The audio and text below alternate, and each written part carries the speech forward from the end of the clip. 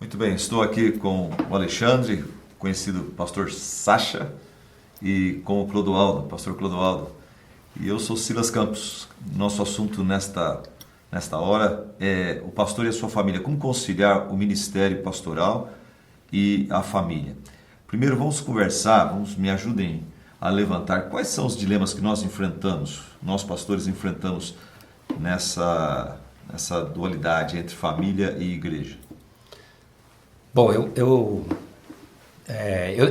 tendo a enxergar essa situação toda como aquela figura dos pratos, em que você está girando vários pratos e às vezes a sensação que nós vemos é que nós estamos tentando girar o prato da igreja, em que você vê que está bambeando o prato da família, em um relacionamento com a esposa. Por vezes a sensação é que pratos se quebram e há um conflito ou até a tentação de achar, Senhor, me dê um dia de 36 horas e uma semana de 9 dias. Né?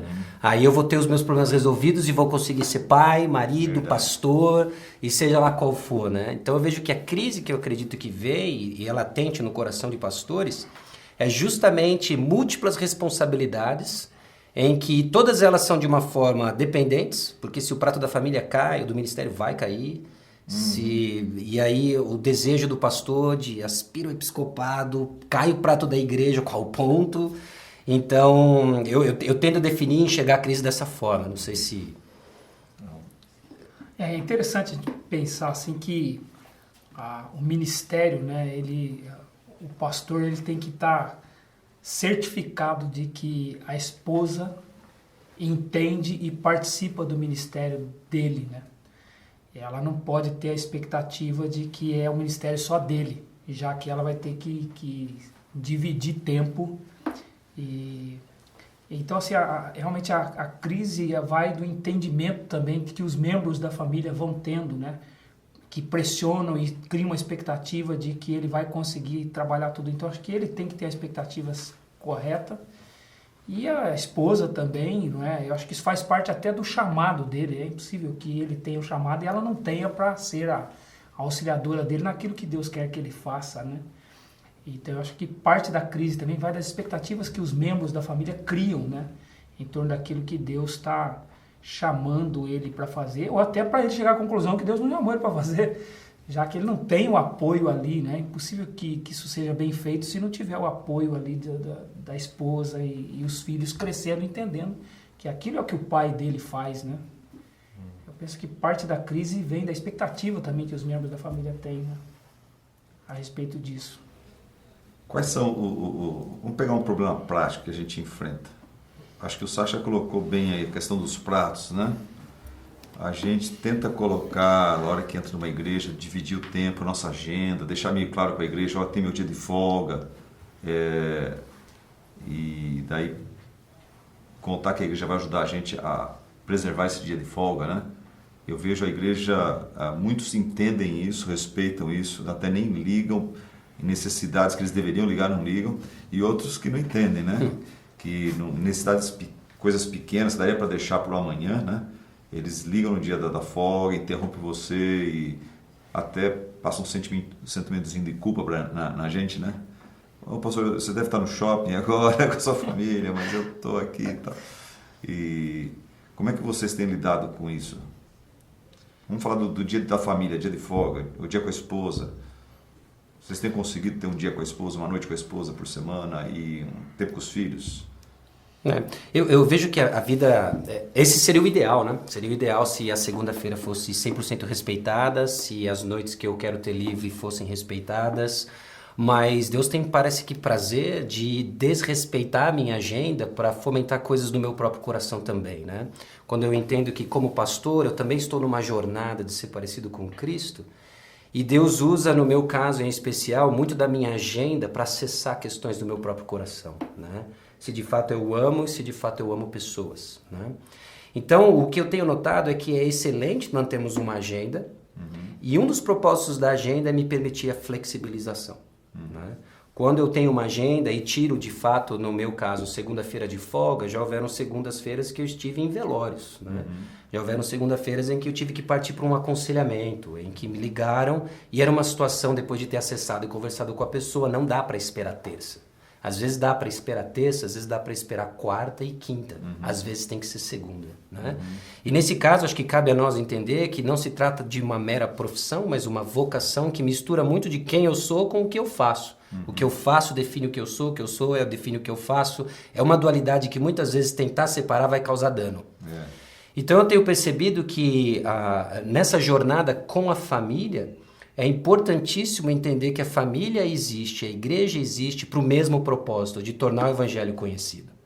Isso foi libertador para mim, porque se o casamento se torna um fim em si mesmo, o que acaba acontecendo é que eu vivo correndo atrás das necessidades, sejam elas românticas, de afeição ou de carinho da minha esposa, e não de entender que eu a amo para que o mundo veja como Cristo amou a igreja.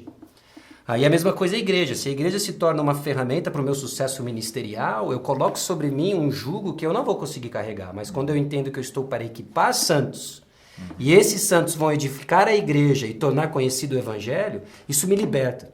Tanto o casamento quanto a igreja cumprem o mesmo papel de mostrar Cristo em momentos e papéis diferentes. Então, há momentos em que eu recuo de trabalho e envolvimento ministerial para estar com a família e assim mostrar Cristo. Há momentos em que a minha família é privada da minha presença para que eu equipe os santos e aí sim Cristo seja conhecido. E a compreensão disso, do casal nessa missão de tornar o evangelho conhecido, que me ajuda a entender que é um prato só. E às vezes eu faço assim, rodei com a igreja, às vezes eu faço assim, rodei com o casamento, às vezes eu faço assim, rodei com os meus filhos, né? Então esses múltiplos pratos, embora seja a minha tentação constante de enxergar assim, eu tenho procurado me lembrar, é um prato só, é uma missão só, tornar Cristo conhecido no casamento e na igreja. Isso é muito interessante porque era exatamente isso que eu ia chegar. A ideia é que eu tenho um ministério. Eu não consigo me ver tendo ministérios. Um é a minha família, e dentro da minha família o meu casamento, os meus filhos. Aí eu tenho a igreja, e dentro da igreja eu tenho a minha liderança, eu tenho os membros, e a minha vida como cidadão também. Eu vejo tudo isso como um prato só. Gostei dessa ideia de um ministério. E em casa, assim, nós entendemos que hoje é o dia que o pai deveria estar em casa porque é folga dele. Um dia o ladrão entrou na igreja numa segunda-feira. E eu tive que ir lá à noite, atender lá, porque o seguro ligou, falou, olha, a gente veio aqui, a seguradora foi lá, a seguradora que faz lá a segurança patrimonial, e fomos eu e líderes da igreja lá resolver o problema segunda-feira. Então, quer dizer, Senhor, hoje não pode, hoje é o dia que o Senhor me deu de folga, como é que o Senhor deixou o ladrão entrar hoje lá? Então, é isso que você falou mesmo, o Senhor interfere na nossa agenda até para identificar, para que nós saibamos onde está o nosso coração, né? Então, eu nunca vi isso como assim muito religioso ou sagrado, o tempo de folga. Às vezes eu quero marcar uma reunião com a liderança da igreja, eles não podem nos outros 4 dias. A exceção de sábado e domingo, eles só podem na segunda-feira. Eu falei, então pode marcar segunda-feira. Aí eles mesmos, mas pastor, hoje na segunda é o seu dia. Eu falei, irmão, é o dia que nós podemos. Então aí com isso também eles veem que a gente não... Até porque eu espero isso deles também. Eles trabalham durante 8 horas por dia, ou às vezes 10, 12 horas. Ainda dão tempo para a igreja. E ainda vem à noite para a igreja, para uma reunião, para cuidar da igreja. Então eu penso que eles também criam essa expectativa. Então da mesma forma eu quero que eles também vejam que eles têm um ministério também. Que está dividido ali, que tem as suas várias facetas, mas é um único ministério no qual em cada parte dele Deus deve ser glorificado, né? Então a questão da mordomia do tempo, ela vai realmente da fato da gente ter uma agenda organizada, mas de fato saber que nós não vamos conseguir cumpri-la pelo nosso controle, né?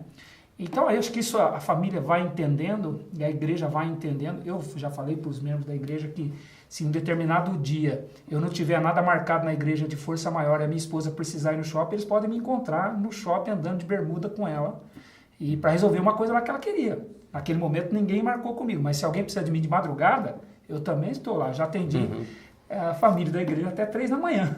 Não é? Então a gente tem que ter essa flexibilidade. Eu acho que isso vai comunicando à igreja qual é a expectativa certa, né? Eu não consigo também dividir assim metodicamente, eu não penso que é saudável, né?